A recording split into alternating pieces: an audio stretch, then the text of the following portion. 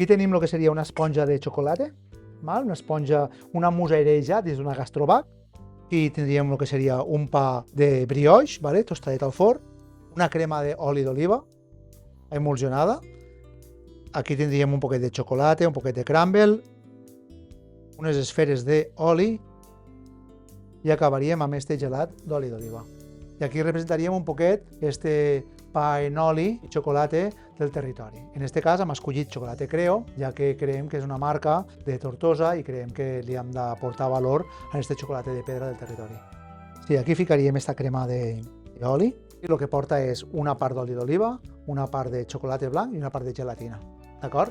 I el que aconseguim en això és que quan tenim desfet el xocolata blanc en aquesta part de mantequilla, el que fem és tirar-li l'oli d'oliva i emulsionem en fred, fins que aconseguim una textura tipus una crema.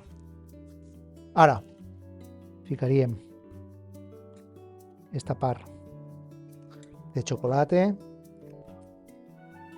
en un poquet de crumble, portaríem esta mousse que com veieu és super aèria, és super divertida. Aquí, este gelat d'oli d'oliva.